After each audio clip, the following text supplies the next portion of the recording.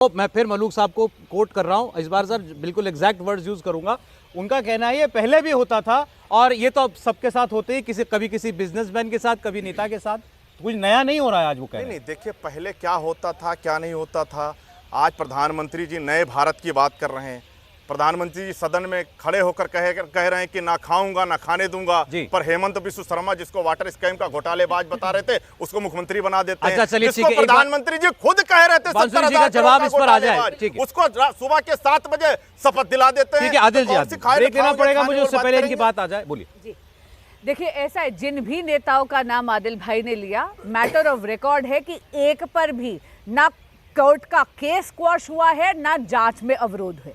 वो सारे के सारे केसेस जिंदा है। लेकिन मैं पूछना चाहती हूँ आदिल जी से कि हमेशा जो इतने बड़े बड़े आरोप लगा रहे, ये भूल गए कि इनके आदरणीय मुख्यमंत्री अरविंद केजरीवाल जी एक काली डायरी या किताब झलकाते थे जिसमें कहते हैं ये है 500 करोड़ का करप्शन क्लब, इनमें है सारे के सारे सबूत, सारे के सारे नेताओं के नाम, और उसमें जितने भी इंडिया अलायंस जिस गठबंधन में ये आज जाके जुड़ गए हैं उन्हीं सब नेताओं की थी। तो आज राजनीतिक स्वार्थ को साधने के लिए केजरीवाल जी जो यू टर्न के मास्टर बन गए हैं, वो जाके इंडिया अलायंस में जाते। तो मैं पूछना चाहती हूँ आदिल जी से कि क्या बात केजरीवाल जी तब झूठ बोल रहे थे या आज झूठ बोल रहे हैं? उसमें जितनी नेताओं के बात कर रहे थे, आज तो उनके साथ मंच पे बैठकर फोटो खिंचाते, तो केजरीवाल जी तब झूठ बोल रहे थे या आज झूठ बोल रहे हैं?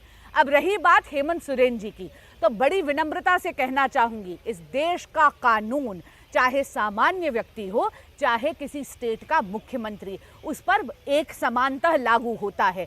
9 सम्मन भेजे थे ईडी ने, 9 सम्मन, 10वें सम्मन पे हेमंत सोरेन जी मिल नहीं रहे थे, गुमशुदा थे, और इसीलिए आकर ईडी को करना पड़ा, एक कोर्सिव स्टेप लेना पड़ा। मुझे बताइए क्या ऐसा रवैया कोई आम व्यक्ति करता? नहीं करता। और इसीलिए ये कहना कि आम आदमी को तो आप 10 समन भी नहीं भेजते, पहले के बाद ही पकड़ लेते।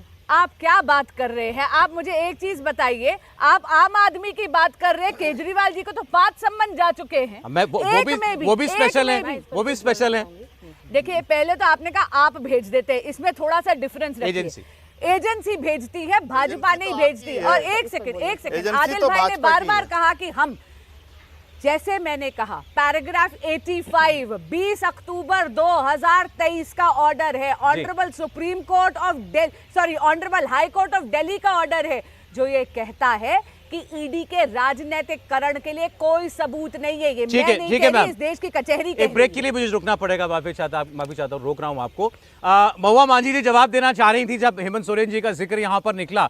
देखिए सवाल वही है जो बांसुरी स्वराज कह रही हैं, एक आम आदमी और देश का एक मुख्यमंत्री, कानून सब पर बराबरी से लागू होना चाहिए कि नहीं? हम सबकी सहमति है कि होना चाहिए, लेकिन क्या इसमें राजनीतिक विद्वेष दिखाई दे किसी को तो क्या करें? और सत्ता में जो लोग बैठे हैं उनके ऊपर इल्जाम लगे कि अब ये विपक्ष विहीन भारत बनाना चाहते हैं, उसका जवाब हम बीजेपी से ले रहे हैं। और मुख्यमंत्री होना करप्शन के लिए किसी को कोई चाबी नहीं पकड़ा देता, इसकी बात हम कर रहे हैं दिल्ली की मुख्यमंत्री की पार्टी से, जेएमएम से।